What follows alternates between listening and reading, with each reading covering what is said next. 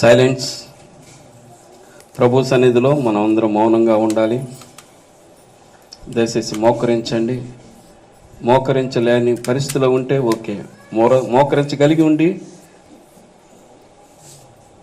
దయచేసి మోకరించండి. కృపగల తండ్రి, ప్రేమగల ప్రభువా, మా జీవితాల్లో మీరు చేసిన మేలన్నిటికీ మేము ఏమి చెల్లించగలము తండ్రి? కృతజ్ఞత స్తుతులతో రక్షణ పాత్రం చేత పట్టుకొని నీ మందిరావరణంలో ప్రవేశించిన మమ్ము ఈ దినమున ప్రభువా, నా తండ్రి, మా హృదయంలో ఉన్న ఆనందము, మా హృదయంలో ఉన్న సంతోషం జ్ఞాపకం చేసుకుంటూ, అయ్యా నా తండ్రి, మీరే మా మధ్య సింహాసీనుడై మా హృదయాలలో సంచరించచ్చు ఈ సమయాన్ని ప్రభు నా తండ్రి మాకందరికీ దీవెనకరంగాను ఆశీర్వాదకరంగాను, ముఖ్యంగా నా ప్రభువా, మరి దినమున ప్రభువా జెసికా బర్త్డే జ్ఞాపకం చేసుకుంటూ నా తండ్రి మేమందరం మీ సన్నిధిలో కూడి ఉండగా నా ప్రభా ఆ కుటుంబాన్ని బిడ్డ జ్ఞాపకం చేసుకొని మీరే మహిమ ఘనత ప్రభావం పొందమని కొద్ది సమయం నా తండ్రి నీ వాక్యంతో నాతో మాట్లాడి నా తండ్రి నీ వాక్యానుసారంగా మేము జీవించుటకు మా జీవితాలు సరి చేసుకోవటానికి కృపను గ్రహించమని యేసు నామంలో ప్రార్థన చేస్తున్నాం తండ్రి, ఆమేన్, ఆమేన్.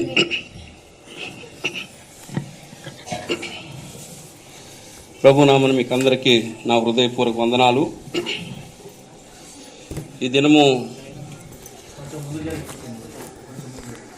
ఇందాక చెప్పాను, కొద్ది ముందు జరగండి, నేను ఎవరు జరగలా, నిలబడ్డప్పుడే జరగాలి. మళ్ళీ పాట పాడదామా? ముందుకు వస్తారా? రండి, కొద్దిగా అయ్యా ఫ్యాన్, ఈ ఫ్యాన్ కూడా ఏమా అది ఏసీ ఎందుకు పని చేయట్లేదు? వస్తుంది మరి, ఆన్ ఆఫ్ ఉంది. 24 పెట్టండి, 30 ఉంది. బస్ ఇది కొంచెం సౌండ్ తగ్గినా రేట్ పెట్టండి, 2 మీద పెట్టు.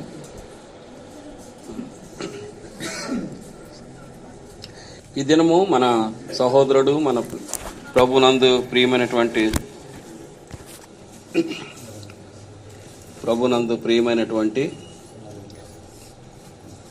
మరి నరేంద్ర సహోదరుడు, మరి లలిత సిస్టర్ గారి కుమార్తె జన్మదినాన్ని జ్ఞాపకం చేసుకుంటూ మనందరం ఇక్కడ కూడి ఉన్నాము. ఈ విషయం మనకందరికీ తెలుసు. అయితే మనం ఏం చేసినా కూడా దేవుని మహిమార్థము చేయాలి. మనం ఏం చేసినా ఎవరి మహిమార్థం చేయాలి? దేవుని మహిమార్థము చేయాలి. దేవుని మహిమపరచడం అంటే దేవునికి కృతజ్ఞతాస్తులు చెల్లించడం. మన జీవితాల్లో చాలా లెక్కింపలేని మేళ్ళు దేవుడు మనకు చేస్తున్నాడు. మనం ఇప్పుడు ఈ సమయానికి ఇక్కడికి చేరి వచ్చామంటే కూడా దేవుని కృపే. ఎందుకంటే దారి మధ్యలోనే అనేక మందికి అనేకమైన విపత్తులు కూడా సంభవించవచ్చు. కాబట్టి మనం ఊహించినటువంటి, మనం తలంచినటువంటి అవి మన దృష్టికి చాలా దృష్టికి కనపడవయ్యి దేవుని చేసే మేళ్ళు కదా. కానీ అందుకని దేవుని వాక్యం ఏంటంటే ఆయన చేసిన మేలు మన హృదయానికి గోచరము కావు, మన కంటికి కనబడవు. కాబట్టి అయితే పరిశుద్ధ ఆత్మ ద్వారా అవి మనకు తెలియజేయబడుతూ ఉంటాయి. ఈ దినాన మరి యొక్క జన్మదినాన్ని, శుభ సందర్భాన్ని మనం పునస్కరించుకొని దేవుని వాక్యాన్ని కొన్ని లేఖన భాగాలు చదువుదాము. అది ఎఫెసీ రాసిన పత్రిక 6వ అధ్యాయము 4వ వచనం.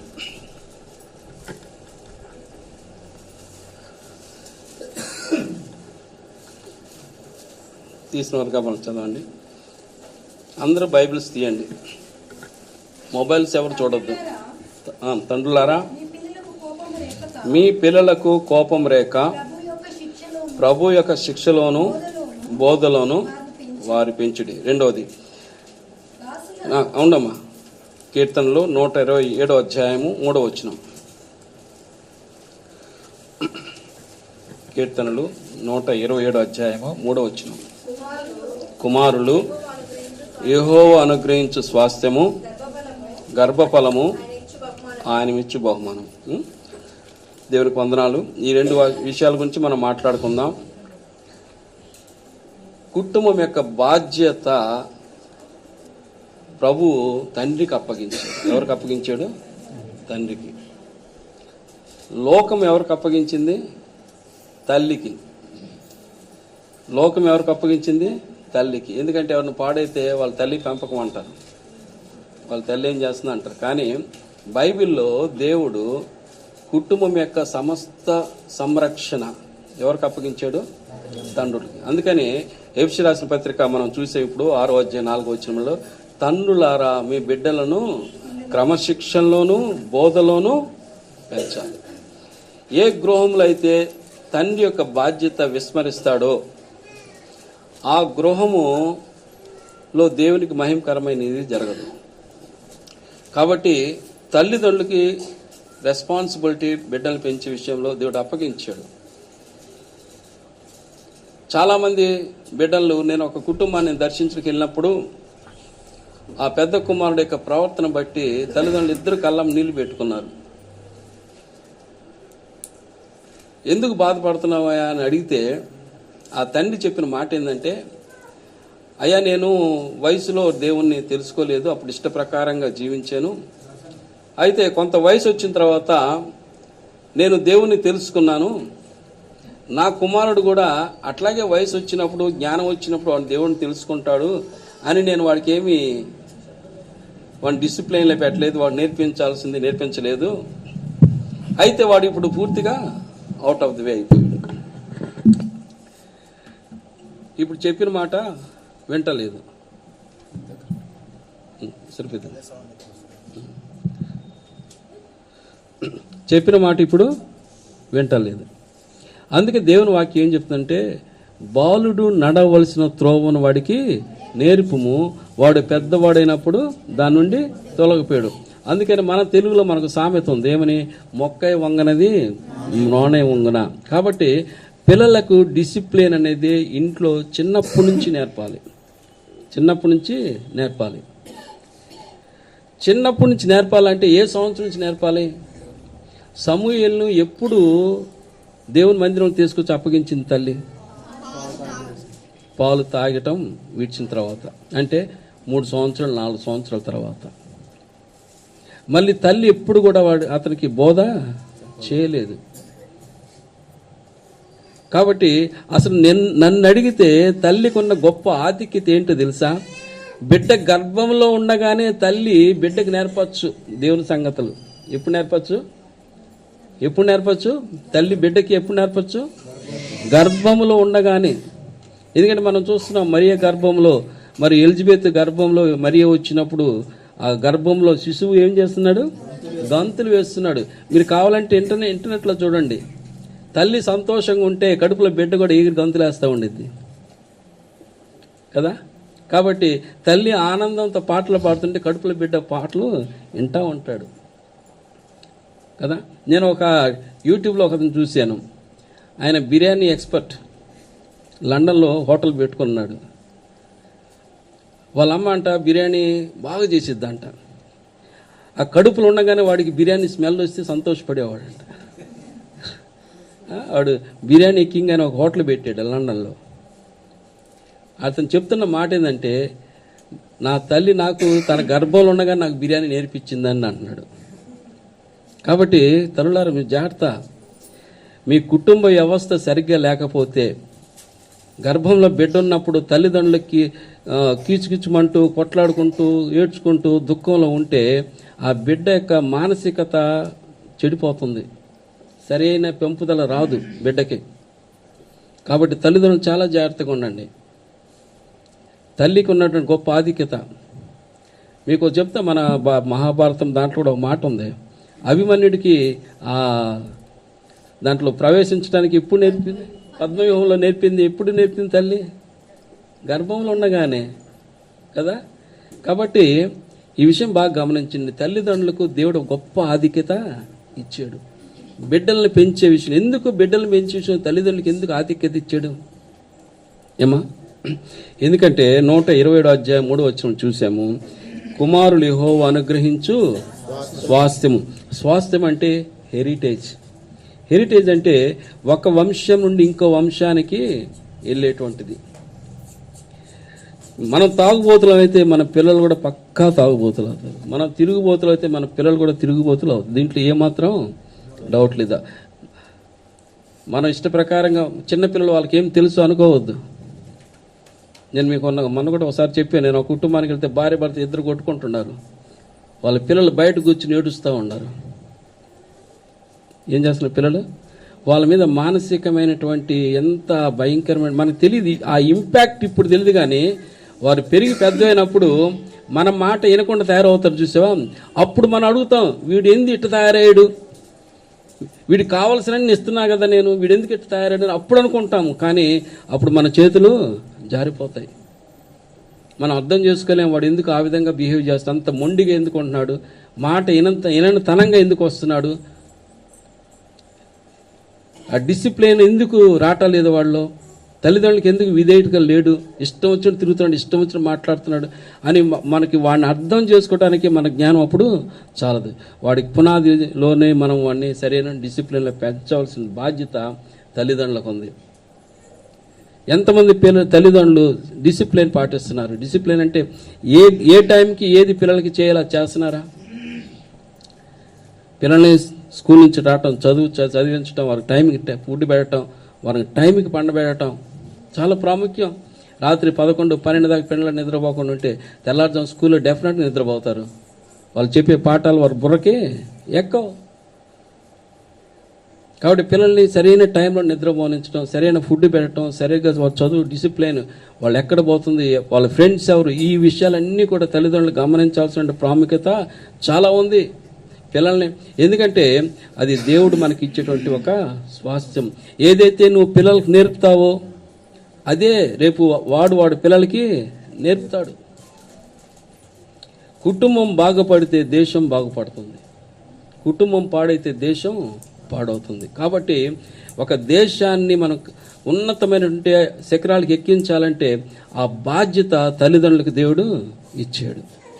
మన పిల్లల్ని ఒక మంచి పౌరులుగా మనం దేశానికి అందించగలిగితే, లేదా మన పిల్లల్ని ఒక రాక్షసుడిగా, ఒక తాగుబోతుడిగా, ఒక తిరుగుబోతుడిగా, ఒక వ్యభిచారిగా మనం దేశానికి అందిస్తే దేశం ఏమవుతుంది? నాశనం అయిపోతుంది. కాబట్టి అది మన చేతుల్లో దేవుడు పెట్టాడు. కాబట్టి కుమారులు యెహోవా అనుగ్రహించు స్వాస్థ్యము, గర్భఫలము యెహోవా ఇచ్చు బహుమానం. కాబట్టి ఈ విషయము మనం చాలా జాగ్రత్తగా గమనించాలి. హ్యాపీ బర్త్డేలు చేసుకుంటాం, చాలా పండుగలు మనం చేసుకుంటాం. కానీ ఈ పండుగల యొక్క వెనుకున్నటువంటి అర్థం ఏంటో తెలుసా? దేవుడు మనకిచ్చినటువంటి అమూల్యమైనటువంటి యొక్క ఆశీర్వాదాన్ని సరిగ్గా పెంచి మనం తిరిగి దేవునికి అప్పగించాలి. నువ్వు దేవునికి అప్పగిస్తావో సైతానికి అప్పగిస్తావో అది దేవుడు నీ చేతుల్లో పెట్టినటువంటి బాధ్యత. ఈ పిల్లల్ని పెంచడం అనేది చాలా, మనం వాళ్ళు అడిగిన అన్ని కూడా ఇస్తాం, వాళ్ళు అడిగిన అన్ని కూడా ఇస్తాం. అదేమంటే మనం వాళ్ళని ప్రేమిస్తున్నామని అంటాం. అన్నీ ఇవ్వటం అనేది ప్రేమ కాదు. వాళ్ళు అడిగినన్ని ఇవ్వటం అనేది, వాళ్ళు అడిగినటన్నీ ఇవ్వటం అనేది ప్రేమ కాదు. పిల్లల్ని క్రమశిక్షణలో తీసుకురావడం వాళ్ళకి. అందుకని దేవుని వాక్యం ఉందంటే, తండ్రి కుమారుల బెత్తం ఉపయోగించకపోతే వాడు దుర్బీజుడవుతాడు. క్రమశిక్షణ అమెరికా దేశంలో పిల్లల్ని కొట్టడానికి లేదు. అందుకని అమెరికా దేశం ఎంత చెడ్డగా తయారైపోయిందంటే, దాంట్లో ఉన్న పాపం 13, 12 సంవత్సరాలకు వచ్చేటప్పటికే వారికి చేయాల్సినంత పాపం అంతా చేసేస్తున్నారు. ఒకప్పుడు అది క్రైస్తవ దేశం, ఇప్పుడు అది క్రైస్తవ దేశము కాదు. ఎందుకంటే ఆ దేశం వాళ్ళకి స్వతంత్రం ఇచ్చింది, మీ ఇష్టం, మీరు ఏదన్నా చేసుకోండి. అడిగే వాళ్ళ తల్లిదండ్రులు ఆడటానికి హక్కు లేదు. 10 సంవత్సరాలు 12 సంవత్సరాల అబ్బాయిని తల్లి కోపం వచ్చి ఒక దెబ్బ కొట్టడానికి లేదు. వెంటనే పోలీసులు వస్తారు, 3 నెలలు 6 నెలలు వాడిని జైలు వేస్తారు తల్లిదండ్రులని. అందుకని ఆ దేశం విచ్చలవిడితనానికి తయారైపోయింది. కాబట్టి పిల్లల్ని చిన్నప్పటి నుంచి తల్లి అంటే భయం ఉండాలి, తండ్రి అంటే భయం ఉండాలి. తల్లి కొడుతుంటే తండ్రి వచ్చి వాడిని మారం చేస్తుంటాడు, తండ్రి కొడితే తల్లి వచ్చి వాడిని జడ కొడుతూ ఉండేది. కాబట్టి ఈ విషయం చాలా సున్నితంగా బిడ్డలు మనం పెంచాల్సిన బాధ్యత తల్లిదండ్రులకు దేవుడు అప్పగించాడు. కాబట్టి పిల్లలు కూడా ఆ విషయాలను అర్థం చేసుకోవాలి. కనుక ఇక్కడ మనం చూసినట్లయితే ఈ స్వాస్థ్యం ఏంటంటే 2 రాజులు 2వ అధ్యాయము 9వ వచనం.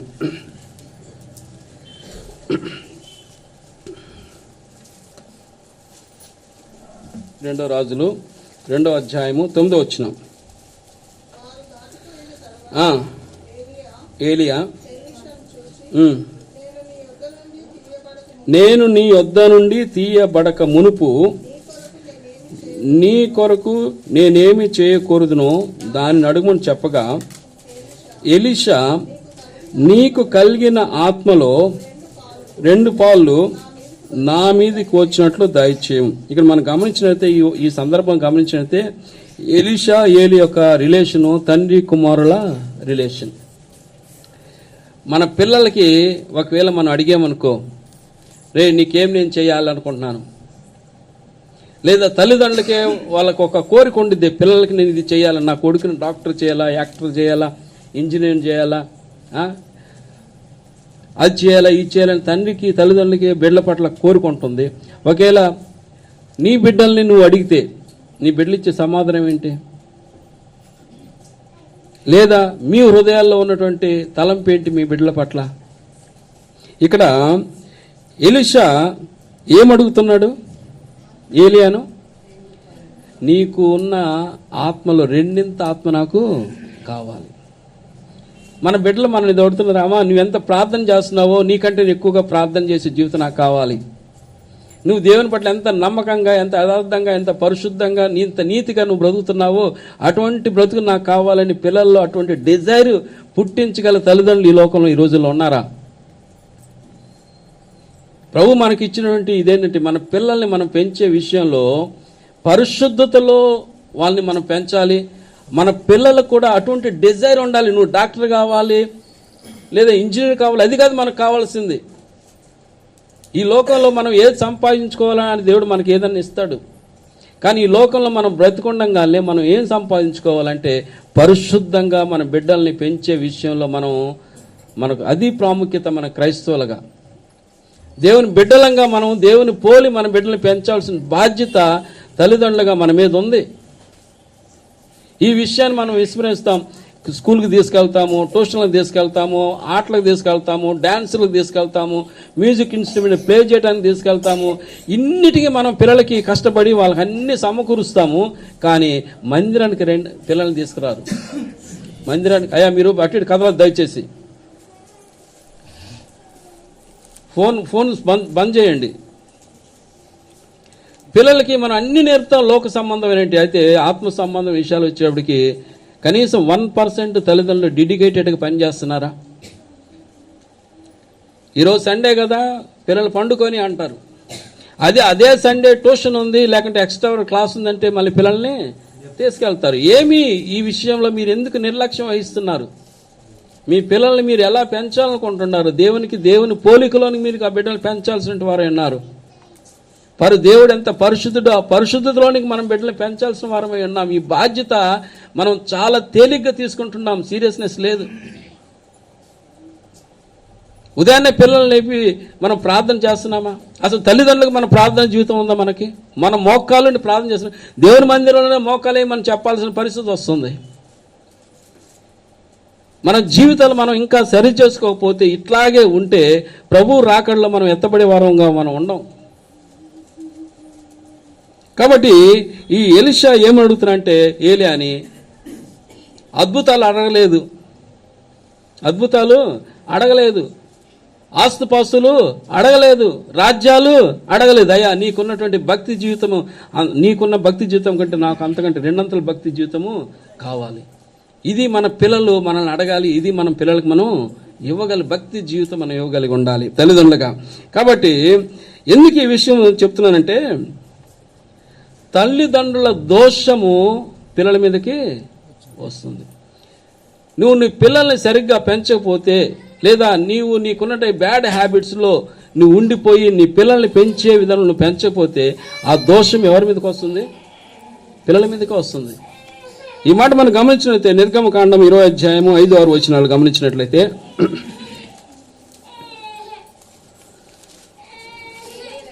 ఏలైనగా నీ దేవుడైన యెహోవాను నేను, రోషము గల దేవుడను, నన్ను ద్వేషించు వారి విషయంలో 3-4 తరముల వరకు తండ్రుల దోషమును కుమారుల మీదకి రప్పించుదును. నన్ను ప్రేమించి నా ఆజ్ఞలు గైకొని వారిని 1000 తరముల వరకు కరుణించి వాడనై ఉన్నాను. నీ పిల్లలకు 1000 తరాలు ఆస్వాదించబడాలంటే మనం ఏం చేయాలి? దేవుని ఆజ్ఞలు నెరవేర్చేవారుగా మనం ఉండాలి. మనమే దారి తప్పిపోతే, మనమే మన జీవితాలే అక్రమంగా ఉంటే మన పిల్లల్ని ఏం పెంచగలం? దైవికంగా, ఆత్మీయంగా, పరిశుద్ధంగా. మనం 60 సంవత్సరాల జీవితం కోసము పిల్లల కోసం ఎంతో శ్రమ పడుతున్నాం. దేవుడు ఏమంటే, నీవు నా ఆజ్ఞల్లో నీ బిడ్డల్ని పెంచినట్లయితే నేను 1000 తరాల వాళ్ళని ఆశీర్దిస్తాను. ఎన్ని తరాలు? 1000 తరాలు. 1000 తరాలు నీ బిడ్డల్ని ఆశీర్దించగల, తరం 1000 తరాలు ఆశీర్దించగల దేవుడు నీ పక్షంగా ఉంటే, ఆయన మాట వినకుండా, లేదు నా కష్టమే, నా కష్టంతో నా బిడ్డల్ని పెంచుకుంటా అని మనం మూర్ఖంగా దేవుని ఆజ్ఞలు విస్మరించి దైవభక్తులు పెంచాల్సిన బిడ్డల్ని పెంచకుండా మనం కానీ ఈ రీతిగా ఉంటే, దేవుడు వారి మీద శాపం ఎన్ని తరాలు వస్తుంది? 3-4 తరాల వరకు దేవుడు శాపాన్ని పెడతాడు. ఒక్కటి గమనించండి, ఒక ఇంటి తండ్రి దుర్మార్గుడయ్యాడు, పాపిష్డయ్యాడు, లోక సంబంధి వ్యసనాలు ఉన్నటువంటి వాడయ్యాడు. ఆ కుటుంబంలో నెమ్మది ఉంటుందా? ఆ కుటుంబంలో సంతోషం ఉంటుందా? ఆ కుటుంబంలో ఆరోగ్యకరమైన పరిస్థితులు ఉంటాయా? ఉండవు. ఆ పిల్లలకు సరైన చదువు ఉంటుందా? ఉండదు. నాకు ఒక కుటుంబం తెలుసు, చాలా చిన్న వయసులోనే. మా ఊర్లో ఫస్ట్ ఆయనకే కారు ఉంది. ఊరు మొత్తంలో కారు ఉంది. ఆయన ఇంట్లో ఈ టెన్నిస్ ఆడేటువంటి కోర్టు ఉంది. పెద్ద వాళ్ళు రోజు సాయంకాలం పూట ఆయన ఇంట్లో కూర్చొని టెన్నిస్ ఆడతారు, తర్వాత పెద్ద గేమ్స్ ఆడతారు. పెద్ద ఇల్లు, ఇంటి చుట్టూ ఒక 10 ఎకరాలు ఓపెన్ గ్రౌండ్, అంత లెవెల్ గ్రౌండ్. రోజు ఆ గ్రౌండ్ మీద వాటర్ స్ప్రే చేసే వర్కర్స్ ఉంటారు. అయితే ఆయన తాగుడికి అలవాటు పోవటం వలన 7 కొడుకులు. ఎంతమంది? 7 కొడుకులు. 7 కొడుకులు 3వ తరగతి 4వ తరగతి చదివే వరకు వాళ్ళ స్కూల్కి కారులోనే, ఒక కారు పోయేది, ఇంకో స్కూల్ ఇంకో కారు పోయేది. అయితే 10th క్లాస్ వచ్చే వరకు ఏ స్కూల్లో చదివారో ఆ స్కూల్ మందు ఐస్ క్రీమ్స్ అమ్ముకుంటున్నారు. వీళ్ళు సోడాలు కొట్టుకుంటున్నారు పిల్లలు, 7 పిల్లలు. కారణం ఏంటి? తండ్రి అక్రమైన జీవితానికి అలవాటు పడటం వల్ల పిల్లలు 7 కుమారులు రోడ్డు పాలైపోయి, నేను డిగ్రీ చదివేటప్పుడు సినిమా హాల్ ముందు వారు ఈ సోడా బుడ్డీలు కొట్టేవారు. వేరుశనగ కాయలు వేడి చేసి కాల్చి పొట్లాలు కట్టి అమ్మేవాళ్ళు. 7 పిల్లలు.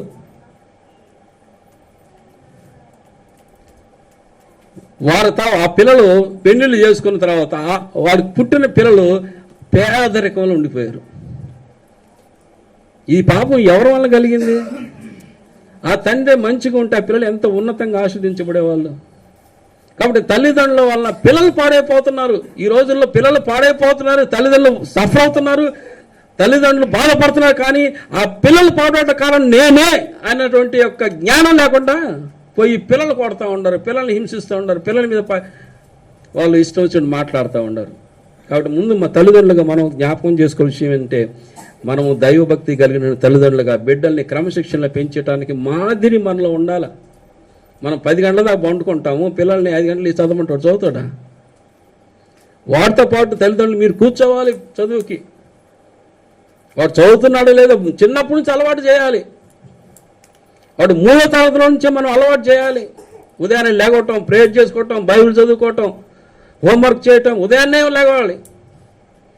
లేకపోతే వాళ్ళు ఏమైపోతారు? నిద్రమత్తులైపోతారు. చివరికి వారు నీ మాట వినరు. నేను చెప్తున్నా ఒక విషయం తల్లులకి, మీ పిల్లల చేత ఇంట్లో పనులు చేయించండి, ఈపు బద్దలు కొట్టి. Don't spare them. ఇంట్లో పనులను చేయించండి పిల్లల చేత. మా ఇంట్లో మేము 6 పిల్లలం. మా అమ్మ బలహీనరాలు. మా డాడీ అక్కడ కూర్చోబెడతాడు మా అమ్మని. కర్ర తీసుకుంటాడు. మగపిల్ల లేదు, ఆడపిల్ల లేదు. అంట్లు దోమాల్సిందే, గదులు ఊడ్చాల్సిందే, కళ్ళే పెట్టాల్సిందే, వంట చేయాల్సిందే. అందుకని ఈరోజు నేను ఇక్కడ ఊడుస్తూ ఉంటాను, అందుకే వంట చేస్తుంటాను. మా ఇంట్లో కూడా మా ఆవిడని పక్కన పెట్టి నేనే వంట చేస్తాను, ఎందుకంటే మా ఆవిడ కూడా కొద్దిగా అనారోగ్య పరిస్థితులు ఉన్నాయి కాబట్టి. నేర్చుకోవాలి, పిల్లలకు నేర్పండి, పనులు నేర్పండి. Don't ignore them. పిల్లలు ప్రేమ వాళ్ళు చేయకూడదు. తల్లిదండ్రులు పిల్లలు కూర్చోబెట్టి తల్లిదండ్రులు చేస్తారు, పిల్లలు మీరు స్పాయిల్ చేస్తున్నారు. ఇంట్లో పనులన్నీ పిల్లల చేత చేయించాలి. టైం ఇవ్వద్దు. మీరు టైం ఇస్తే మొబైల్స్ పెట్టుకుని పిల్లలు పాడైపోతున్నారు. మొబైల్ చూసే టైం పిల్లలకి ఇవ్వద్దు. క్రమశిక్షణలో పిల్లల్ని పెంచాలి. ఈ విధంగా పెంచితే వారు దేవుని యొక్క ఆశీర్వాదాన్ని పొందుకుంటారు. అయితే దేవుడు మనతో ఒక నిబంధన చేస్తున్నాడు. ఆదికాండము 17వ అధ్యాయం 7వ వచనం. అబ్రహాంతో దేవుడు నిబంధన చేస్తూ ఉన్నాడు.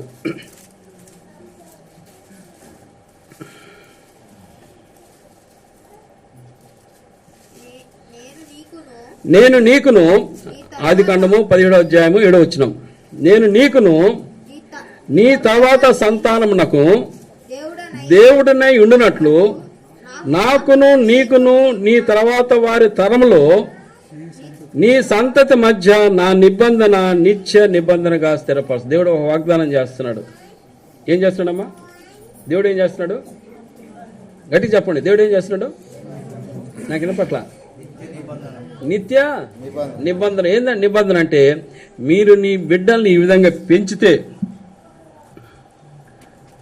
నేను మిమ్మల్ని ఆశీర్వదిస్తాను. అబ్రహాం గురించి ఒక దేవుడు మాట అన్నాడు. అబ్రహాం గురించి ఒక సాక్ష్యం చెప్తున్నాడు. ఆదికాండం 18వ అధ్యాయం 19వ వచనం. ఆదికాండము 18వ అధ్యాయం 19వ వచనం. ఎట్లనగా యెహోవా అబ్రహాము గూర్చి చెప్పినది అతనికి కలుగునట్లు తన తరువాత తన పిల్లలను తన ఇంటి వారిని నీతి న్యాయములు జరిగించుచు యెహోవా మార్గము గైకొనుటకు అతడు వారికి ఆజ్ఞాపించినట్లు నేను అతనిని నెరిగి ఉన్నాను. యెహోవా దేవుడు అబ్రహాంతో కూర్చో మాట్లాడుతున్నాడు. ఏమని? నేను అతన్ని ఎరిగి ఉన్నాను. అబ్రహాం గురించి నాకు విషయం తెలుసు. ఏంటి ఆ విషయం అంటే, తన పిల్లలను తన ఇంటి వారిని నీతి న్యాయంలో జరిగించినట్లుగా అబ్రహాం వారిని పెంచుతాడు అని దేవుడు అబ్రహాం గురించి సాక్ష్యం చెప్తున్నాడు. ఈ దినాన మరి నీ గురించి దేవుడు ఏం సాక్ష్యం చెప్తున్నాడు? నీ గురించి దేవుడు ఏం సాక్ష్యం చెప్తున్నాడు? నీకు ఇచ్చిన నీ చేతిలో పెట్టినటువంటి తన స్వరూపంలో ఉన్నటువంటి దేవుని బిడ్డలను, తన పోలికలో ఉన్న దేవుని బిడ్డలను, తన బిడ్డలను దేవుడు నీ చేతిలో పెంచి, అమ్మ వీని పెంచే బాధ్యత నీకు ఇచ్చి, ఆ పెంచితే నీకు ఆశీర్వాదం వస్తుందని చెప్పి దేవుడు నీ చేతికి అప్పగిస్తే దేవుడు నీ గురించి ఏం సాక్ష్యం చెప్తున్నాడు? చిన్నప్పుడు మాకు ఒక కథ ఉండేది, స్కూల్లో చెప్పేవారు. వాడు చిన్నప్పుడు దొంగతనాలు చేస్తూ ఉంటే తల్లి చాలా సంతోషించేదట. పెద్దవాడినప్పుడు పోలీసులు తీసుకుని జైల్లో వేశారు. మరణ శిక్షకు వాడిని అప్పగించారు. చివరిగా వాడు తల్లితో వాడు మాట్లాడాలనుకున్నాడంట. ఆ తల్లితో మాట్లాడినప్పుడు వాళ్ళు జైలు లోపల ఏమంటారు, లోపల ఉన్నాడు, చెరసాల లోపల ఉన్నాడు. ఆ తల్లి అక్కడికి వచ్చి చెవు పెట్టి మాట్లాడుతూ ఉంటే గబక్కన తల్లి చెవు కొరికేశాడంట. ఏం కొరికేశాడు? ఎందుకు నువ్వు కొరికేసావు తల్లి చెవి ఎందుకు కొరికేవారంటే, ఏమో నాకు దొంగతనం చెప్పినప్పుడు మొదలు చేసినప్పుడు నన్ను క్రమశిక్షణలో పెట్టుంటే ఈ రోజు నా పని ఇది అయ్యేది కాదండి. ఆ రోజు మా తల్లి సంతోషపడింది కాబట్టి నేను దొంగతనం చేసుకుంటూ ఈ స్థితికి వచ్చాను. చిన్నపిల్లలు కొన్నిసార్లు తల్లిదండ్రులు కానీ ఇంటికి వచ్చి వాళ్ళని కానీ ముద్దుగా కొన్ని మాటలు మాట్లాడుతుంటారు. ముద్దుగా ఆ ముద్దు మాటలు తల్లిదండ్రులు చూసి అబ్బో ఎంత సంతోషపడతారు. వాడు మాట్లాడేది ఏదో మాటలు, తల్లిదండ్రులు చాలా సంతోషం కదా. చిన్నప్పటి నుంచే పిల్లలకి మనం క్రమశిక్షణ నేర్పాలి. అబ్రహాం గురించి దేవుడు సాక్ష్యం చెప్తున్నాడు. అబ్రహాము తన పిల్లలను నీతి న్యాయములు జరిగించినట్లుగా అబ్రహాము తన పిల్లల్ని పెంచుతాడు. మరి నీ గురించి దేవుడు, నా గురించి దేవుడు ఏం సాక్ష్యం చెప్తున్నాడు? మన పిల్లల్ని ఎలా పెంచుతున్నాం? ఎవడు తప్పించుకోడు. దేవుడికి ప్రతి ఒక్కడు లెక్క చెప్పాల్సిందే. మీ పిల్లలు దేవుడు ఇవ్వటం అనేది అమూల్యమైనటువంటి గిఫ్ట్. అది దేవుని పోలికలోనికి ఒక మనిషిని మనం తీసుకొచ్చే బాధ్యత తల్లిదండ్రులు దేవుడు అప్పగిస్తున్నాడు. నీ కుమారుని కుమార్తెను ఏ రూపంలో నువ్వు తీసుకురాబోతున్నావు? నీ గురించి దేవుడు ఏం సాక్ష్యం చెప్తున్నాడు? కాబట్టి మనం ద్వితీయోపదేశకాండము 11వ అధ్యాయము 18, 19, 21 వచనాలు చూసినట్లయితే మన పిల్లల్ని ఎలాగ పెంచాలి అన్న విషయం దేవుడు మనతో మాట్లాడుతున్నాడు. ద్వితీయోపదేశకాండము 11వ అధ్యాయము 18 నుంచి 21 వరకు.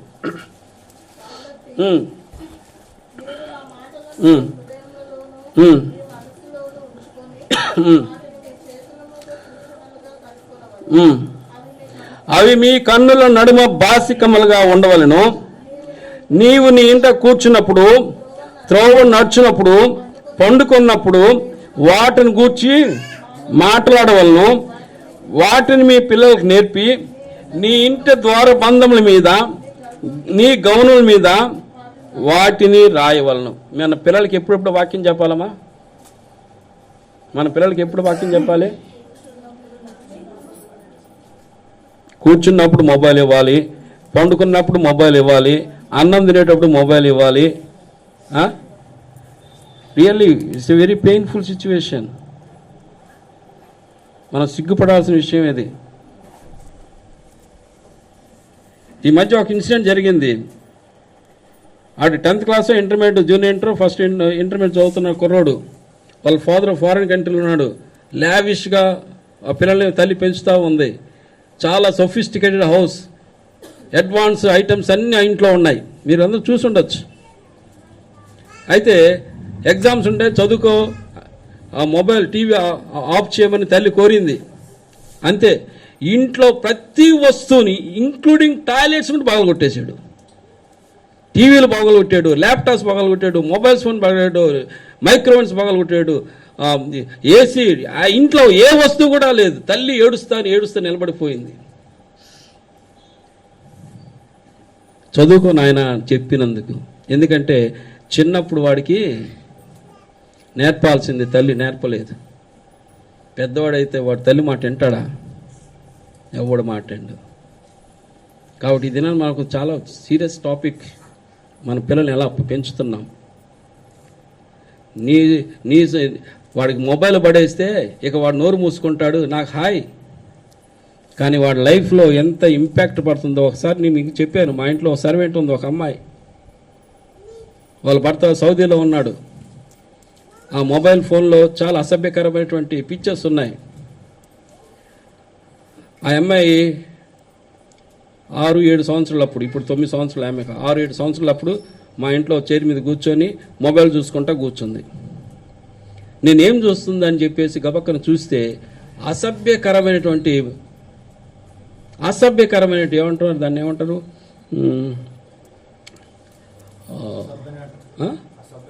అసభ్య అంటే చెడ్డ సెక్షువల్కి సంబంధించినవి మూవీస్. ఆ చిన్న పిల్లకు తనకేం తెలుసు, చూస్తూ ఉంది.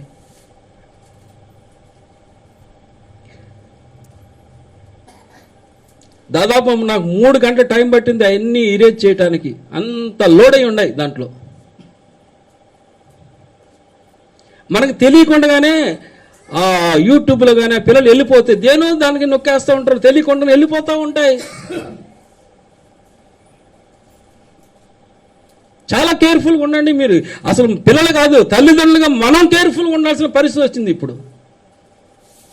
నేను చెప్తున్నాను, యూట్యూబ్ మీద చూస్తే ఏదో మీకున్నది చూడరు, వెళ్తానే ఉంటారు, వెళ్ళిపోతూ ఉంటారు. దీని తర్వాత అది, దాని తర్వాత అది. 2-3 అవర్స్ పాలు పొంగిపోతాయి, అన్నం మాడిపోతుంది, కూర మాడిపోతుంది. మీ ఆయన వస్తాడు, ఆయన పాటికి ఆయన కూడా మూలం కూర్చొని మొబైల్ చూసుకుంటా కూర్చుంటాడు. చాలా దరిద్రపు భయంకరమైన పరిస్థితి, అపాయకరమైన పరిస్థితుల్లో మనం ఉన్నాం. మోసంలో మనం ఉన్నాం, మోసం లోకంలో మనం ఉన్నాం. మన పిల్లల పట్ల మన ముందు జాగ్రత్త పడకపోతే ఆ ఎఫెక్ట్ ఎవరి మీద పడుతుందండి? పిల్లల మీద పడుతుంది. అందుకనే త్రోవలో కూర్చున్నప్పుడు, నడుచున్నప్పుడు, పరుండున్నప్పుడు, మనం చిన్నప్పుడు మా అమ్మమ్మ మాకేం చెప్పేదంటే, పండుకున్నప్పుడు చందమామ నక్షత్రాలను మేము చూసేటప్పుడు ఆ నక్షత్రాలను చందమామను దేవుడు చేసాడను, లేకపోతే ఇట్లాంటి కథలు చెప్తాయి. మా ఇల్లు చాలా సముద్రం దగ్గరగా ఉండేది. రాత్రులు చాలా ఘోష, పెద్ద సౌండ్ ఉండేది. దాని గురించి మా అమ్మమ్మ కథలు చెప్పేది. అట్లా కథలు చెప్తూ ఊగొడతా పండుకునే వాళ్ళం మేము. ఈ రోజుల్లో ఏమనుందా? నిద్రపోతే కర్ర తీసుకుని పండుకొని కొట్టి ఆ భయంతో నిద్రపోయిన కళ్ళు మూసి భయంతో పండుకునే పరిస్థితులు వచ్చినాయి. కొంతమంది తల్లిదండ్రులు అయితే చీకటి రూమ్లో వేసేసి తలుపేసి పండుకోమంటున్నారు పిల్లల్ని. చాలా భయంకరంగా తల్లిదండ్రులు బిహేవ్ చేస్తూ ఉన్నారు. ఈ జీవితాలు మార్చుకోవాల్సిన పరిస్థితి తల్లిదండ్రుల మీద ఉంది. పిల్లలు, ఎప్పుడు నీ పిల్లలకి ఈరోజు వాక్యం చెప్పావా? ఎప్పుడైనా నీ పిల్లలకు వాక్యం చెప్పావా? లేదా నీ పిల్లలు చూస్తుండగా నువ్వు మోకరించి ప్రార్థన చేయటం మీ పిల్లలు గమనిస్తూ వచ్చారా? 24 గంటలు టీవీ పెడతారు, అసభ్యకరమైన పనికిమాలిన లోక వార్తల కోసం టీవీలు పెడతా ఉంటారు. మనకేం ఉపయోగపడే విషయాలు కావు. దీనివల్ల ఒక నేత్రానందం తప్పించి దీనివల్ల వచ్చేది ఏమీ లేదు. మీరు ఎన్ని గంటలన్నా చూడండి, మన అన్నం తింటే కడుపు నిండిది, కానీ మన కన్నులు ఎప్పుడు కూడా నిండవు, ఎప్పటికి నిండవు. కాబట్టి మన పిల్లల్ని పెంచడం అనేది మన తల్లిదండ్రుల బాధ్యత. ఆ దేవుడు ఏం చెప్తున్నంటే, నువ్వు కూర్చున్నప్పుడు, నడుచున్నప్పుడు, త్రోవలు ఉన్నప్పుడు, పండుకున్నప్పుడు మీ పిల్లలకు నేర్పాలి. మీ పిల్లలకు నేర్పాలంటే ముందు మనం నేర్చుకోవాలి, దేవుని వాక్యాన్ని మనం నేర్చుకోవాలి. ఈ రోజులో తల్లిదండ్రులు మత్తయి సువార్త చూడమంటే ఆది కాండము నిర్గమ కాండం ఎదుగుతూ ఉంటారు. ఆది కాండం చూడమంటే ఎక్కడో ప్రకటనలో ఎదుగుతూ ఉంటారు. బైబిల్ చదవమంటే ఒక రిఫరెన్స్ తీయటానికి పేజీ నెంబర్ కూడా చెప్పాలమ్మా, 484 పేజీ, 394 పేజీ చెప్పాలా. సిగ్గుపడాల్సిన విషయం. మనకే ఏ వాక్యం ఎక్కడుందో, ఏ బుక్ ఎక్కడుందో తెలియకపోతే మన పిల్లలకి ఏమి నేర్పగలం? క్రైస్తవ జీవితం అనేది ఛాలెంజింగ్ జాబ్. ఎందుకంటే మనం లోకం నుండి ప్రత్యేకించబడ్డాం. లోకానికి మనం మాదిరిగా ఉండాలి. లోకానికి మనం మంచితనం ఏందో, ప్రేమ అంటే ఏందో, సహనం అంటే ఏందో, దీర్ఘశాంతం ఏంటో మనం లోకానికి చూపించగల లక్షణాలు, దేవుని యొక్క లక్షణాలు మనం లోకానికి చూపించాలి. మనం కూడా వాళ్ళతో కలిసిపోతే దేవుడు మన లోకం నుంచి ప్రత్యేకపరిచినట్టు యొక్క మీనింగ్లెస్ మన లైఫ్. కాబట్టి ఈ దినాన్ని మీకు ఒక విషయం చెప్తున్నాను. యెహోషువ దినములన్నింటిలో, యెహోషువ తర్వాత ఇంకా బ్రతికిన వారు యెహోషువ మనం గమనించినట్లయితే యెహోషువ 24 అధ్యాయం 31 వచనం.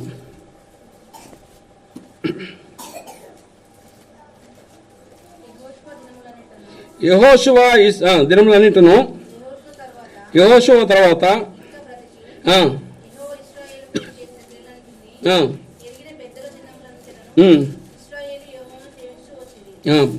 యెహోషువ దినములన్నిట్లోనూ, యెహోషువ తర్వాత ఇంకా బ్రతికిన వారు యెహోవా ఇశ్రాయేలు కొరకు చేసిన కార్యములన్నిటిని చూచిన పెద్దలు దినములన్నిటిను ప్రజలు యెహోవాకు సేవించుచూ వచ్చిరి. మనం ఇంకా 31 చదివామా? ఏ వచ్చిన చదివాం?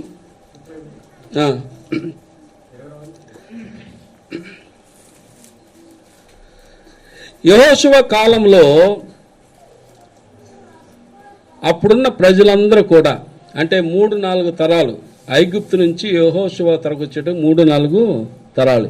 ఈ తరంలో ఉన్న వారందరూ కూడా దేవుని చేసిన కార్యాలు వాళ్ళ పిల్లలకి చెప్తూ వచ్చారు. వారి పిల్లలకి ఆ రోజున మనలాగా బైబిల్స్ ఇటువంటి ఏమీ లేవు. వాళ్ళకున్నది ఒక నోరే.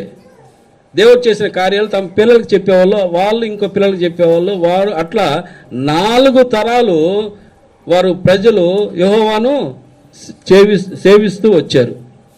అయితే న్యాయాధిపతులు 2వ అధ్యాయం 10వ వచనంలోకి వచ్చేటప్పటికి, ఆ తరము న్యాయాధిపతులు చూడండి, బైబిల్ తీయండి. ఆ తరము వారు తమ పితరుల యొద్దకు చేర్చబడ్డారు. ఏ తరం వారు? యెహోషువ కాలంలో ఉన్నటువంటి తరంలో ఉన్న వారందరూ కూడా చనిపోయారు. చనిపోయిన తర్వాత ఒక కొత్త తరం బయటకు వచ్చింది.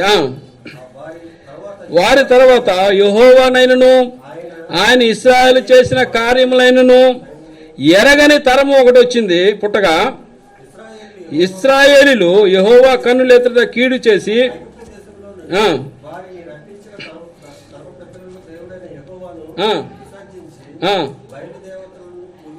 యెహోవా కోపము, యెహోవా నెరగనటువంటి తరం ఒకటి పుట్టకొచ్చింది. ఎందుకంటే గ్రాడ్యువల్గా తల్లిదండ్రుల పిల్లలకి దేవుని సంబంధించినటువంటి దేవుని చేసిన అద్భుతమైన కార్యాలు వివరించకపోవటం వలన చివరికి ఒక తరం పుట్టకొచ్చింది. ఆ తరం అంతట్లో దేవుని గూర్చిన ఒక అనుభవం, జ్ఞానము లేదు. ఈ దేవుని గూర్చిన అనుభవం లేకపోవటం వలన ఈ తరం వారు ఏం చేయడం మొదలుపెట్టారు? నిజ దేవుణ్ణి విడిచిపెట్టి అన్య దేవతలను పూజించడం మొదలుపెట్టారు. అన్య దేవతల్ని పూజించడం. ఐగుప్తు నుంచి దేవుడు మహా అద్భుతాలు చేసి వారిని బయటకు తీసుకొచ్చినటువంటి దేవుణ్ణి మర్చిపోయి ఒక దూడని, వారికి ఉన్న బంగారం అంతా తీసి ఒక దూడని చేసుకొని ఆ దూడ ఎదుట సాష్టాంగపడి, నీవే మమ్మల్ని ఐగుప్తు నుంచి తీసుకొచ్చావు. ఎంత దుర్మార్గత! ఈ రోజుల్లో మనం దేవుణ్ణి మర్చిపోయాం, మనుషుల్ని నువ్వే దేవుడు అంటున్నాం. కొంతమందికి వాళ్ళ భర్తే దేవుడు.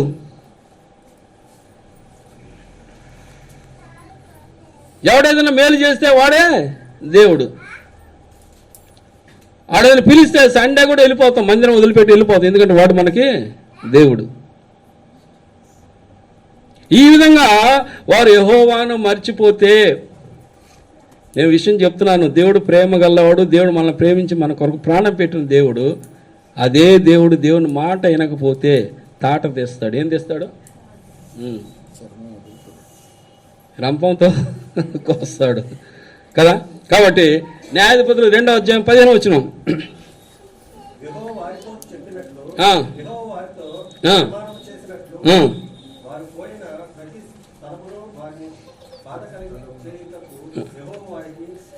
యెహోవా వారికి ఎప్పుడయ్యాడమ్మా యెహోవా శత్రువు? ఎప్పుడైతే దేవుణ్ణి ఎరగనటువంటి అన్ని జనులు దేవతలు మొక్కటం ప్రారంభం చేశారో, అన్ని జనులు మొక్కటం అంటే ఆ రోజుల్లో విగ్రహారాధన ఏంటో తెలుసా? పబ్లిక్గా ఇమ్మొరాలిటీ ఉండేది.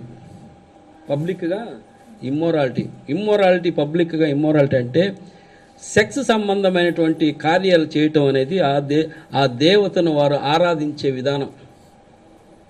ఇది ఆ రోజుల్లో ఉన్నటువంటి విగ్రహాలను, అన్ని దేవతలను, దేవుడికి చాలా హేయమైనది. మన దేవుడు రోషము కలిగిన దేవుడు, పరిశుద్ధత కలిగిన దేవుడు. ఈ పరిశుద్ధమైన దేవుణ్ణి విడిచిపెట్టి అన్య జనులు, అంతేకాదు వాళ్ళ పిల్లల్ని అగ్నిగుండం వేసేవారు, పిల్లల్ని బలి ఇచ్చేవారు. ఇది దేవునికి హేయమైనది. దేవునికి హేయమైన కార్యాలు చేస్తూ పరిశుద్ధతని విడిచిపెట్టి అపవిత్రతకు, కామకత్వమునకు, చేయరాని కార్యాలు చేయడానికి తమ్ము తాము అప్పగించుకోవడం వల్ల దేవుడు వారిని ఏం చేశాడంటే, దేవుడు వారికి ఏమయ్యాడు? శత్రువాయుడు. దేవుడు శత్రువాయుడు అంటే 3వ అధ్యాయం 8వ వచనం చూడండి. నేను చెప్పిన పాయింట్స్ అక్కడ మీరు అండర్లైన్ చేసుకోండి. యెహోవా శత్రువాయను, యెహోవా కోపము ఇశ్రాయేలు మీద ఉండగా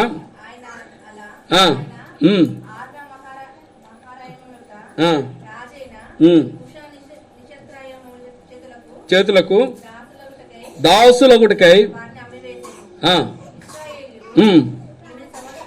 అది ఇశ్రాయేలు 8 సంవత్సరములు దాసులుగా నీవు దేవుని మాట వినక, దేవునికి లోబడక, దేవుని చెప్పినట్లుగా నీ పిల్లల్ని పెంచకపోతే దేవుడు ఊరుకుంటాడు అనుకుంటున్నావా? 8 సంవత్సరాలు వారిని దేవుడు దేనికి అప్పగించాడు? దాసులుగా ఉండుటకు అన్య రాజులకు అప్పగించాడు.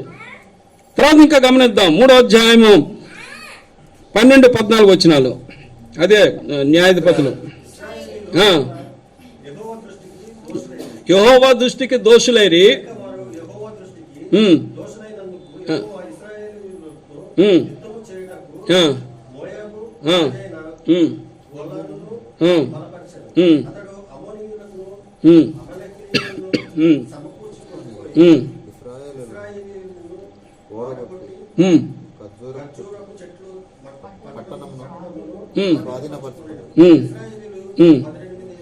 ఎన్ని సంవత్సరాలు అండి? ఇది అండర్లైన్ చేయండి. మొదటి ఎన్ని సంవత్సరాలు? నెక్స్ట్ ఎన్ని సంవత్సరాలు? 18 సంవత్సరాలు మోయాబు రాజుకు దాసులయ్యారు. తర్వాత 4వ అధ్యాయము, వాటి మన టైం లేదు కాబట్టి మీకు జస్ట్ చెప్పుకుంటూ వెళ్ళిపోతున్నాను. 4వ అధ్యాయము 1-3 వచనాలు.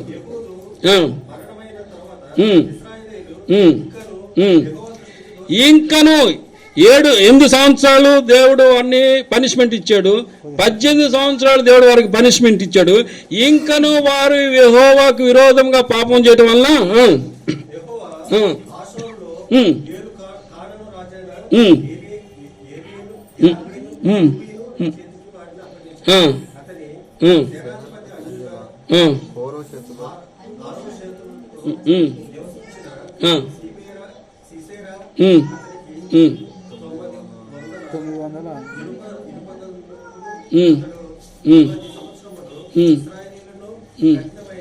కఠినమైన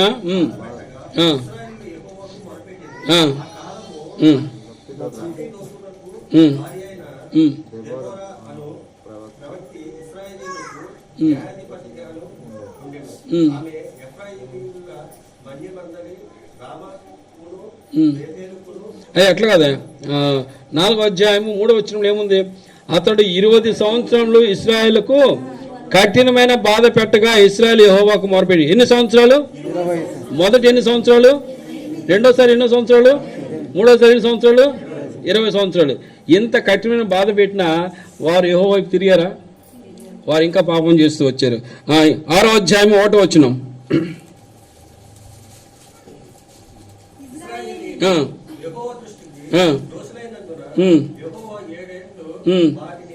మిద్యానీయులకి ఎన్ని సంవత్సరాలు అప్పగించాడు? మరలా దేవునికి దోషులైనందువలన అమ్మా 7 సంవత్సరాలు.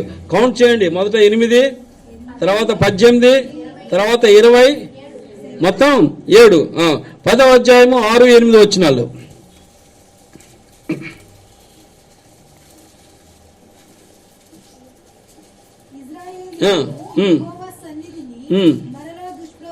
యెహోవా సన్నిధిని మరలా దుష్ప్రవర్తన కలిగి ఉండటం వలన వారు యెహోవాను విసర్జించి ఆయనకు చేయాల్సిన సేవ మానివేసి బయలుకు, అష్టారోస్తుకు అని సిరియనుల దేవతకు, మోయాబీల దేవతలకు, అమ్మోనీల దేవతలకు, ఫిలిస్తీన్ల దేవతలకు సేవించుచు వచ్చిరి. యెహోవా కోపాగ్ని ఇశ్రాయేలు మీద మండగా ఆయన ఫిలిస్తీన్ల చేతికి, అమ్మోనీల చేతికి వారిని అప్పగించను గనుక వారు ఆ సంవత్సరం మొదలుకొని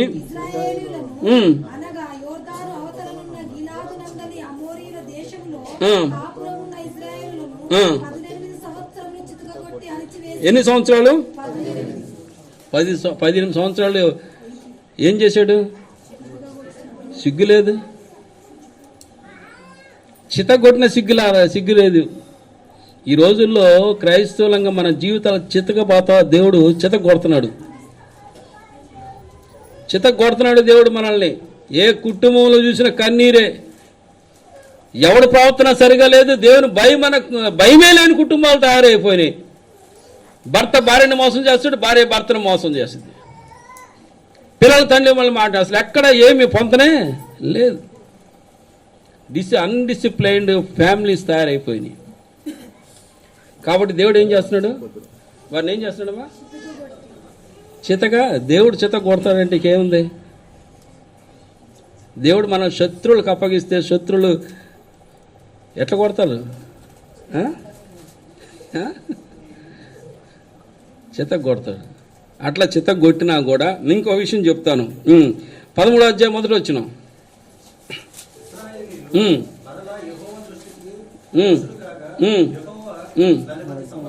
40 సంవత్సరములు వారిని ఫిలిస్తీన్ల చేతికి ఎన్ని సంవత్సరాలు?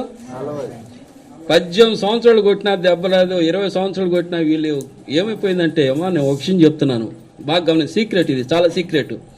నువ్వు దేవునికి చిన్న విషయం నువ్వు లోపట్టు నేర్చుకుంటే ఆ లోపట్టు అనేది మరింతగా లోపట్టాన్ని నిన్ను ప్రేరేపించింది. దేవునికి నువ్వు అవిధేయతగా చూపితే నీ హృదయాన్ని కఠినపరుచుకుంటే ఆ కఠినమైన హృదయం నీ హృదయాన్ని ఇంకా కఠినపరిచిద్ది. మీకు అర్థమైందా? నువ్వు ఇప్పుడు నిన్ను చిన్న విషయానికి నువ్వు దేవునికి లోపట్టు నేర్చుకుంటే ఆ లోపడే తత్వము నిన్ను ఇంకొక స్టెప్ ఫర్దర్ దేవునికి లోపట్టానికి ఆ లోపడే తత్వమే నిన్ను ప్రేరేపిస్తుంది.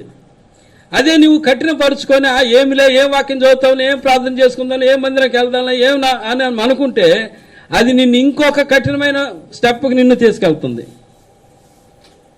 వీళ్ళు దేవుడు ఎంత చితక బాధినా కూడా వీళ్ళు మారుమనసు పొందారా? ఎందుకంటే వారి హృదయాలు ఏమైపోయినాయి? కఠినమైపోయినాయి. మారుమనసు పొందరు. కాబట్టి వారు 40 సంవత్సరాలు ఫిలిస్తీన్లకు అప్పగించినా కూడా 21వ అధ్యాయము 25వ వచనం.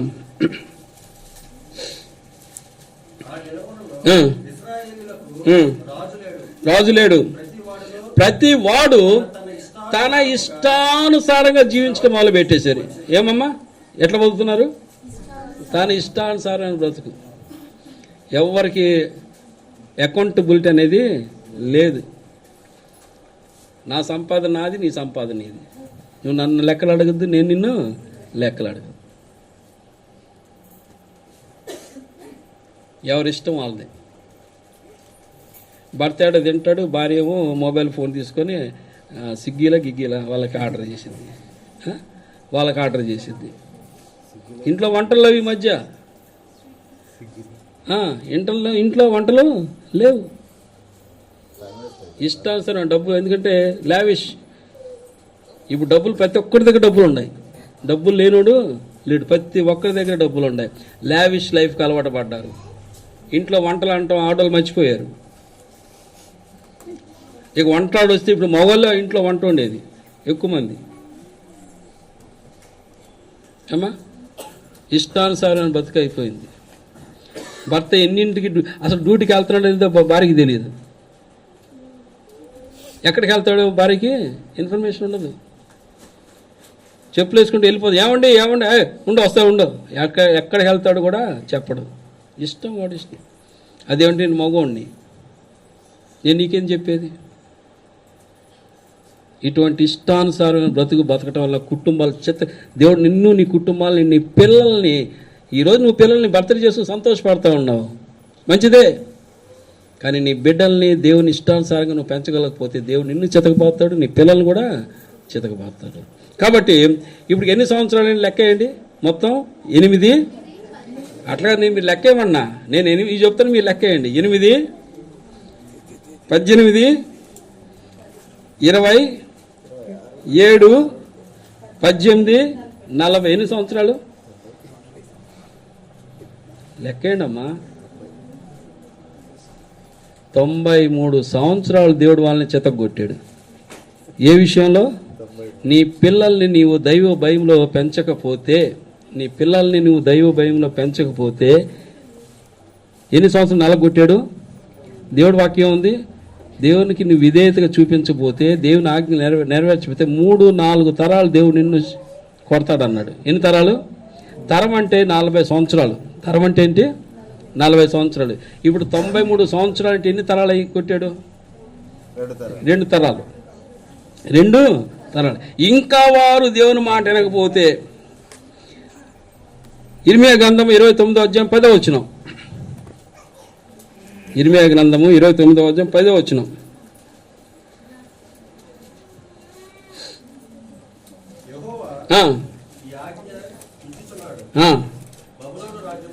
బబులోను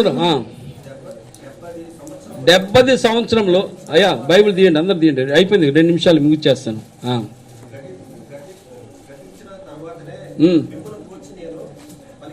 ఇప్పుడు ఇశ్రాయేలు ఇంకా దేవుని దృష్టిలో పాపం చేస్తూ ఉంటే దేవుడు బబులోను దేశానికి వీళ్ళని తీసుకెళ్ళిపోయాడు. ఇప్పుడు ఇంట్లోనే కొట్టాడు. ఎక్కడ కొట్టాడు? వారి దేశంలోని దేవుడు 93 సంవత్సరాలు కొడతా వచ్చాడు. ఇంకా నువ్వు మాటనపోతే దేవుడు వాళ్ళ దేశం నుంచి వాళ్ళందరినీ తీసుకెళ్ళి అన్ని దేశంలోకి అప్పగించారు. అప్పగిస్తే అన్ని దేశంలో వాళ్ళు ఏం పని చేయాల్సి వచ్చింది? ఎడ్ల బండ్లలో లాగటానికి ఆ రోజుల్లో మనకి ఇంజన్ లేవు. వీళ్ళకు కాడి మోసి వీళ్ళ చేత బండ్లు లాగిచ్చేవారు, రోడ్లు వేయించేవారు, చెట్లు నరికించేవాళ్ళు. ప్రతి ఇంట్లో ఒకడు ఉండేవాడు, వాళ్ళకి నీళ్లు దోచి పోసేవాడు. పొలాల వీళ్ళకి డబ్బులు ఇచ్చేవాళ్ళు కాదు, వీళ్ళకి డబ్బులు ఇచ్చి కూలీలు కాదు. వీళ్ళెవరు? బందీలుగా పట్టబడి వారు సేవకులు వాళ్ళ ఇళ్ళలో పనిచేసేవారు తయారైపోయారు. దేవుని బిడ్డలు ఏ దేశాలని వారు జయిస్తూ వచ్చారో అదే దేశంలో వారు దాసులుగా ఉంటారు. దేవుడు వారిని అప్పగించాడు. గుర్తుపెట్టండి, మీరు క్రైస్తవులుగా నిజమైన దేవుణ్ణి మీరు ఎరిగి ఉండి దేవునికి భయపడే జీవితం లేకపోతే దేవుడు అనగొడతాడు, చితగొడతాడు. ఈ విషయం మీరు మర్చిపోవద్దు. అదైన తర్వాత 70 సంవత్సరాలు దేవుడు బబులోనికి అప్పగించాడు. అప్పటికి వారు పాపం చేస్తూనే వస్తున్నారు. దేవునికి ఆ విధేయులు కాకపోతే వీరిని అష్షూరు రాజులకు అప్పగించాడు. ఇవన్నీ కూడా హిస్టరీ, బైబిల్లో ఉన్నటువంటి విషయాలు, హిస్టరీ జరిగిన సంగతులు. ఈరోజు మీరు అష్షూరు దేశం, ఇరాక్ వెళ్తే ఎన్ని విషయాలు తెలుస్తాయి, ఎన్ని విషయాలు మీకు. ఈ దేశానంతా వారు దేవుడు అష్షూరు దేశాన్ని తీసుకెళ్ళిపోతే ఈ దేశం అంతా, వాళ్ళ దేశం అంతా ఖాళీ చేసేసారు. ఖాళీ చేసి అష్షూరులో ఉన్న ప్రజలందరూ వచ్చి ఇక్కడ నివసించారు, ఇశ్రాయేల్ దేశంలో నివసించారు. ఇశ్రాయేల్ అందరూ కూడా అష్షూరు దేశంలోకి వెళ్ళిపోయి అక్కడ మళ్ళా అక్కడ వాళ్ళని పెళ్లిళ్ళు చేసుకొని అక్కడ నుంచి శాశ్వతంగా చెదిరిపోయారు. మళ్ళీ వాళ్ళు తిరిగి దేశానికి రాలా. ఎప్పుడు వచ్చారు? 1948లో మళ్ళా ఇశ్రాయేల్ దేశం ఫామ్ అయినప్పుడు దేవుడు ప్రపంచంలో ఉన్న యూదులందరినీ మళ్ళా ఇశ్రాయేల్కి దేవుడు వాగ్దానం చేశాడు. 2000 సంవత్సరాల క్రితం దేవుడు వాగ్దానం, చెదిరిపోయినటువంటి ఇశ్రాయేల్ అందరినీ తిరిగి నేను సమకూరుస్తాను. ఒక్క రాత్రిలో ఒక స్త్రీ ప్రసవ వేదన పడినట్లుగా ఇశ్రాయేల్ రాజ్యం ఏర్పడుతుందని దేవుని లేఖనాలు 2000 సంవత్సరాల కింద చెబితే అది 1946 సంవత్సరంలో ఒక్క అర్ధరాత్రి ఇశ్రాయేల్ దేశం ఫామ్ అయిపోయింది. ప్రపంచంలో చెదిరిపోయినటువంటి ఈ ఇశ్రాయేల్ అందరూ కూడా మళ్ళీ తిరిగి వచ్చారు. దేవుని వాగ్దానం ఇది. కాబట్టి మనం గమనించాల్సిన విషయం ఏంటంటే, మన పిల్లల్ని పెంచే విషయాన్ని మనం సరైన విధానంలో పెంచకపోతే దేవుడు మన జీవితాలతో ఆడుకుంటాడు. ఫుట్బాల్ ఆడుకున్నట్టు ఆడుకుంటాడు. కొట్టిన దెబ్బ మనకు తెలియదు, ఎందుకు నాకు ఇంత నష్టము, ఎందుకు నా కన్నీరు, ఎందుకు నా దుఃఖము, నా జీవితం ఎందుకు ఇలా అయిపోయింది, మనకు తెలియదు ఆ విషయాలు. కానీ ఆత్మీయ దేవుడు తెలియజేస్తున్నాడు. ఎందుకంటే మనం దేవునికి భయభక్తులు కలిగి జీవించకపోతే, దేవుని బిడ్డలు మనం తన బిడ్డలు ఇశ్రాయేలు నా కుమారుడా నా ఇశ్రాయేలు అన్నటువంటి కుమారుణ్ణి దేవుడు స్పేర్ చేయలేదు, అనగొట్టాడు. ఎన్ని సంవత్సరాలు? 93, 70. అప్పటికి మాట వినపోతే 2000 సంవత్సరాలు ఇశ్రాయేల్ దేశం నుండి వాళ్ళు చెదిరిపోయారు. ఇశ్రాయేల్ దేశంలో దేవుని ఇశ్రాయేల్ అన్నవాడు ఒకడు లేడు, అసలు ఇశ్రాయేల్ దేశమే లేదు. ఈ రోజులో ఫైటింగ్ అయితే ఫిలిస్తీన్లు మాట్లాడేది, అసలు ఇశ్రాయేల్ దేశం ఎక్కడిది? 4000 సంవత్సరాల క్రితం దావీదు పరిపాలించాడు, అప్పుడు సొలొమోను పెద్ద మందిరం కట్టాడని చెప్పుకుంటున్నారు. కానీ వీళ్ళు అడిగేది ఎక్కడ ఉంది? ఇప్పుడు ఇక్కడ ఏమి మాత్రం లేవు. అంత పెద్ద పెద్ద దేవాలయాలు, దావీదు మహాపట్టణము ఏమి లేకుండా, ట్రేస్ లేకుండా ఎగిరిపోయింది. రాళ్ళ మీద రాళ్ళు తీసేశారు. ఎంత దేవుని యొక్క ఉగ్రత! నీ బిడ్డలను పెంచకపోతే దేవుడు మౌనంగా చూస్తూ ఊరుకుండేవాడు కాదు. భయభక్తులతో మన బిడ్డల్ని పెంచాల్సినటువంటి బాధ్యత తల్లిదండ్రులుగా మనకు ఉంది. అందుకని ముగిచేస్తాను. మొదటి తెస్సలోనికీయులుగా 2వ అధ్యాయం 12వ వచనం.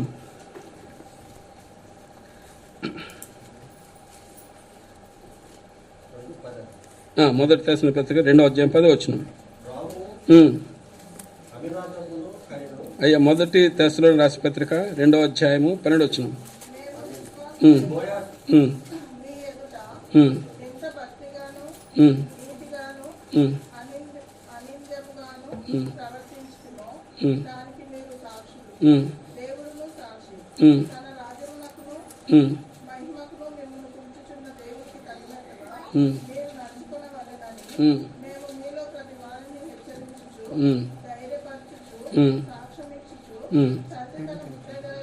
తండ్రి తన బిడ్డల ఎడల నడుచుకున్న రీతిగా మీలో ప్రతి వాని ఎడల మేము నడుచుకుంటామని మీకు తెలియదు. అపోస్తలుడైన పౌలు సంఘంలో తండ్రిగా నడిచాడు.